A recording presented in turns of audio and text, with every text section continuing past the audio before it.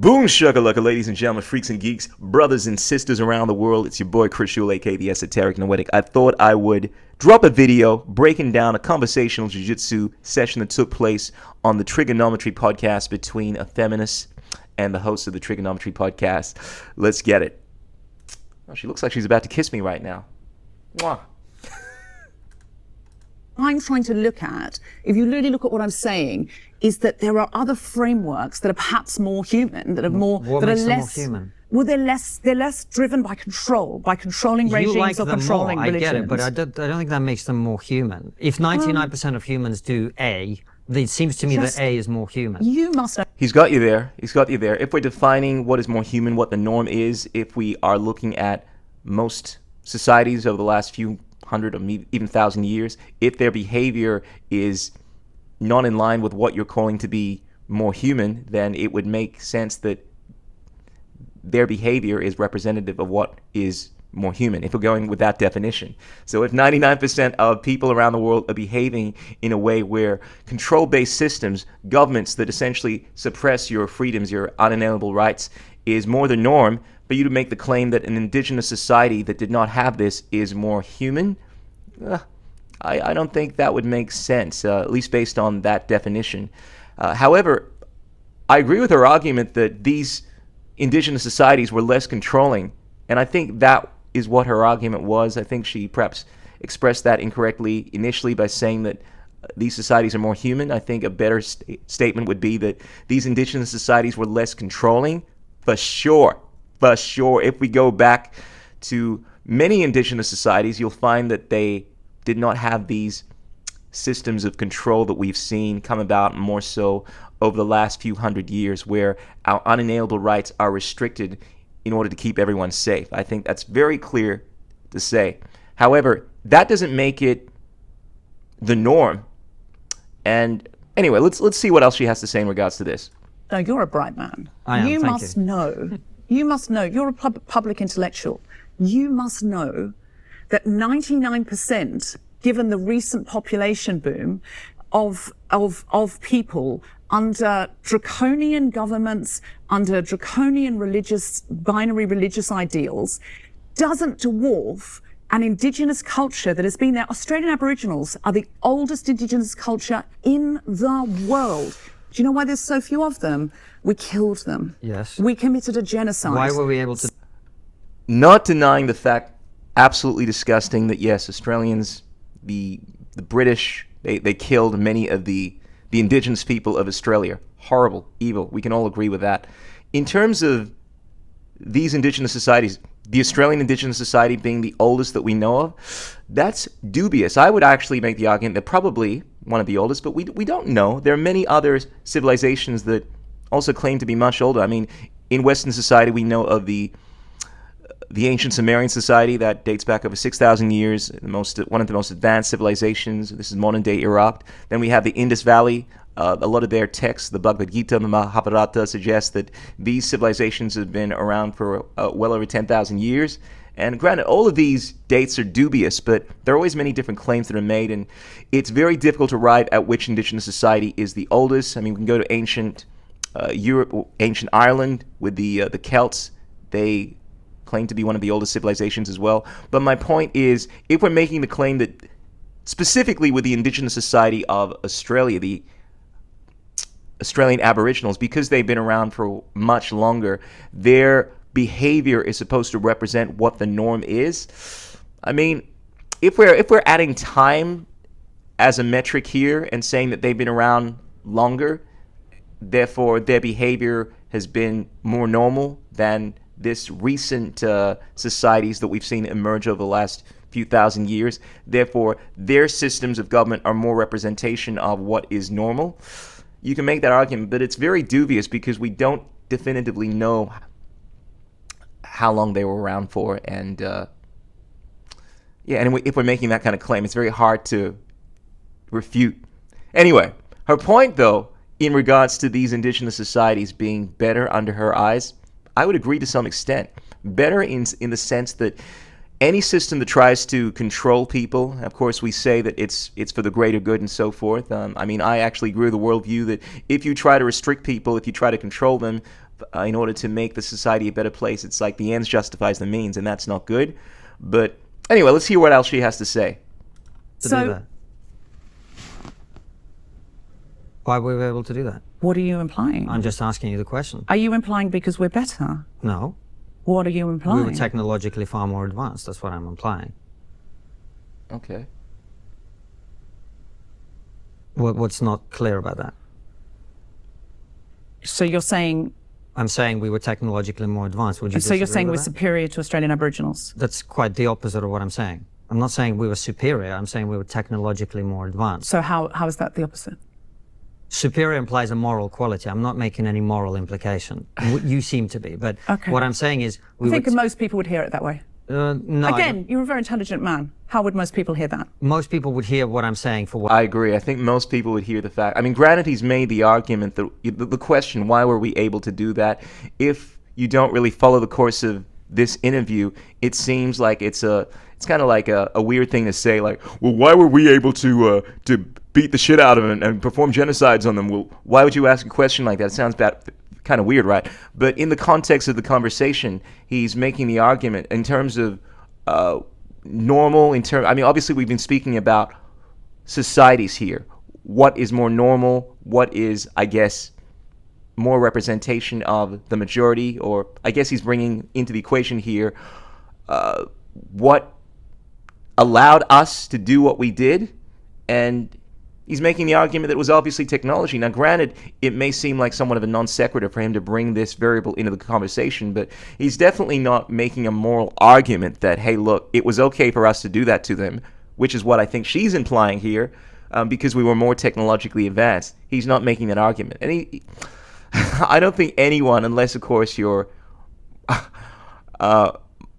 morally deficient, would make that kind of argument. It's all right to do something just because you have might and power. That's not the argument he's making here. And I think her reading into this that, hey, look, no normal person would take what you've said as a statement on its own, which is just asking that, hey, look, why were we able to do that? I think most people would. I think an intelligent person would understand the context of this conversation. The reason that this guy's asking that is he's trying to make an argument. He's basically going to lead to the argument which he's going to make, but it's no implication here that it was justified to perform genocides on the indigenous people because we're more technologically advanced. And I think when you look at people like they're morally deficient like that, and you try to imply that, it makes you look bad because you seem disingenuous. You're trying to assign some kind of false accusation to this man when he's not actually making that accusation at all, or making that claim, rather. What I'm saying, which is... As somebody who my mother's South America, and I have indigenous heritage, I don't see it that way. A lot of my grandmother's ancestors were wiped out by the conquistadors, whether it's by they came in, executed them, or it was disease brought in by conquistadors. Yeah. So I don't interpret it that way, if I'm being honest. So what's the point of this question then? The point of this question is because we came in with our better gendered binaries, and therefore we were able to kill them. This is going to work a lot better if you just hear the point I'm making instead of getting... I really cannot understand what it could possibly be other than we are better. Well, let him explain it. He's asked that question like a lawyer because he's trying to make a point. Why would you just assume that someone is saying that, implying that, oh, it's justified for us to slaughter a group of people because they're technologically advanced? I mean, give this guy the benefit of the doubt, please. Clearly, he's not making that argument. Let me explain it to you what it could possibly be. And what's it got to do with the gender binary? Your argument, we're just talking about the argument, and you seem to get quite heated about this, which is completely unnecessary. You think it's necessary? I'm a bit stunned by what you're implying. No, you're acting in a kind of passive-aggressive way, which indicates that you're not happy. I genuinely am being 100% authentic. My visceral reaction to a white man sitting and saying to me... Oh no, she had to bring race in the equation. Anytime someone does this, it shows to me that they are not arguing in good faith. They're just making these arguments. It's a form of a performance. You know, it's like saying, my brothers and sisters around the world, we suffered long and hard under the white man's regime. It's wrong for you to not allow me to steal from you like this, brother. I want my reparation. It's like, come on, man. What are we doing here? At least argue in good faith. Really? I mean, you don't even know what race this. I mean, you say he's white, but the guy looks as if he's probably not of European descent, which is what I presume you're implying here. I mean, come on. Why were we able to commit genocide on them and then just pausing? Yes. Is very visceral to me. Well, let's go back. First of all, it's interesting that you brought up my skin color because I thought that was the exact opposite of the point you're trying to make in the book. But anyway, let's come back to the argument. You haven't read my book, so you wouldn't know what the point is. You said that the point of your book is it's all about you can't say this as this person and whatever. But anyway, it doesn't matter. You're very... I hate how people obfuscate points that people are trying to make. He never said that he read your book. He's basically, based on what you're saying about your book, making a point in regards to what you were saying in your book. I mean, when people argue in bad faith like this, I mean, obviously this is an interview, this is a podcast, so you're doing this for show, but my go-to is, okay, I see what you're doing. I'm not playing this game. But it really for any intelligent person that can actually read between the lines here, who is actually speaking bad faith, because here's the thing, these people clearly have different ideologies. But I think it's also very clear to see that one person is conversing in good faith, is actually not assuming that when someone makes a statement that they're making this statement to try to catch them out, or they're not using these tactics in order to obfuscate the message that someone is trying to put forth. They're honestly asking questions to understand and to make points. They're having a real conversational jiu-jitsu session here where they're speaking from a place of wanting to grow, wanting to understand. And one person is just assuming that someone is morally bankrupt and implying the worst things possible when someone says something and taking everything they're saying out of context. And I've noticed that this is a common theme we see. It reminds me of the Jordan Peterson conversation where he's having this interview with this woman. Classic interview where this woman keeps on saying, so what you're saying is, so what you mean is, and basically she's redefining what this guy meant in the worst possible way, when it's very clear to the average viewer that this is not what Jordan Peterson meant in the argument. And to me, it's very concerning when people start doing that. When someone starts obfuscating it. I mean, look, it happens. Sometimes we misunderstand what people say, but when someone is doing it, it's like someone is so hardwired to seeing what you've said in the worst possible way that they're looking to obfuscate everything that you're saying. And whether they're doing this consciously or it's some kind of unbiased part of their psychology, it really impedes the ability to have a beneficial conversation. Very reductive. I thought you were a lot more intellectual than this. I think this is very revealing, but let's come back to the argument. The argument you were making was that the Aboriginal society and other indigenous societies, as you call them, were more human because whatever reason, and they were therefore models for emulation. Oh, you see, that makes perfect. I understand the argument he's trying to make there. So the element of technology, I guess, is either going to add or take away from whether or not they're more human. This is where he's going. So it actually flowed. You see, I wouldn't have assumed that this guy was saying something that was immoral by saying, well, why were we able to do that? Because we're more technologically advanced, therefore it was justified. No, I actually would have been curious, but if you'd allow this guy to go on, you would have understood the fact that he wasn't making a moral argument that it was justified purely because we were more technologically advanced. I presume he's going to make the argument it's because, well, clearly we weren't, or we were more human because of that technology, right? Let's see. I don't think I said more human. I said there is something fundamentally human. You said more human. Yeah. There's something fundamentally of how humans are before there's a whole heap of religious imposition and a whole heap of totalitarian imposition. I understand the argument she's making. That's what I'm saying. I think we can learn a lot from indigenous societies. And look, that's a fair argument, but I would still disagree that it's a representation of them being more human, because human nature is something that is ever changing. I mean, if we look at human nature the last 100,000 years, it's very different to what it was 10,000 years ago.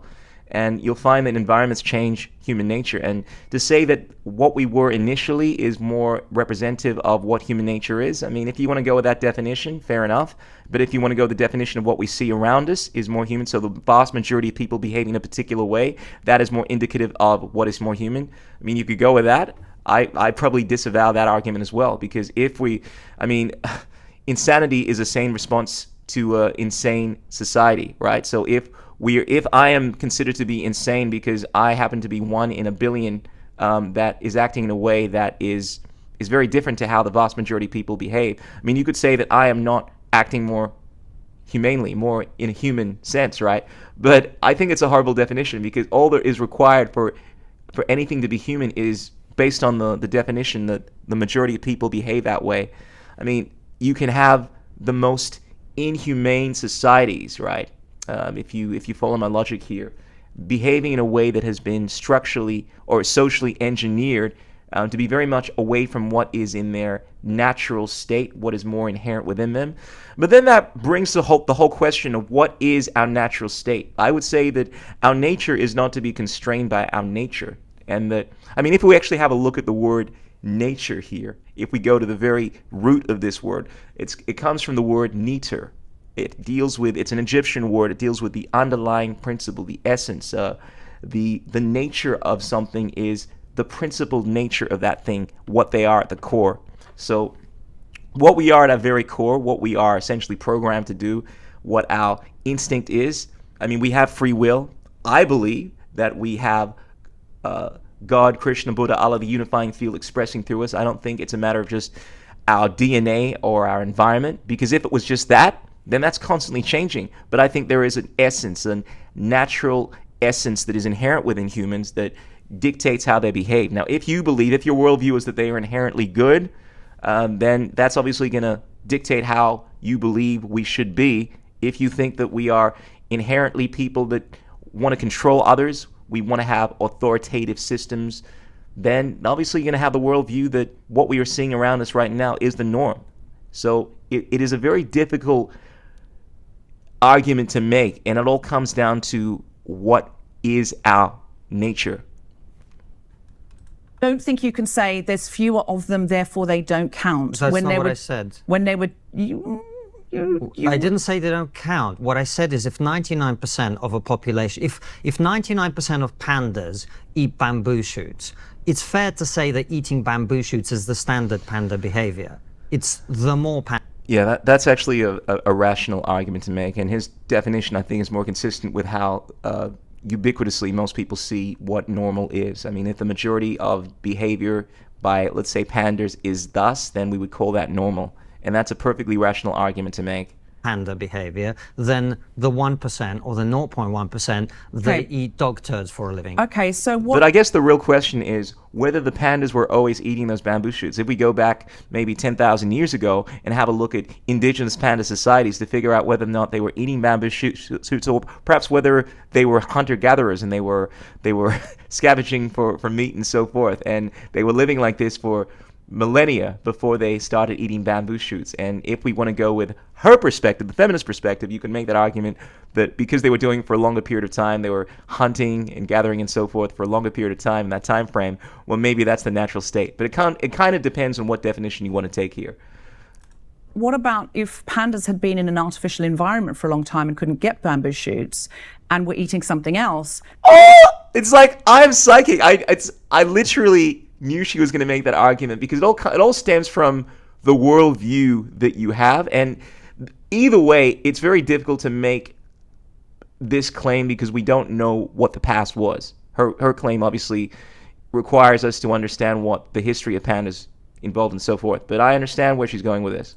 But I could show you that pandas originally, and some pandas for thousands of years, the oldest pandas in the world live in Australia, and those pandas still eat bamboo shoots and always have done.